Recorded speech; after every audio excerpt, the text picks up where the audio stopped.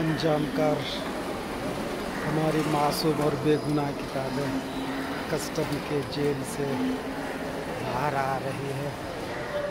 अल्लाह ताला कस्टम वालों को हिदायत अता फरमाए।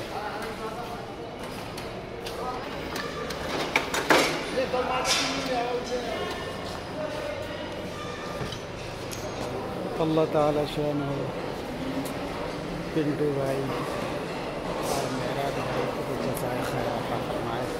उन्होंने बड़ी मेहनत की और जिन्होंने भी किताब की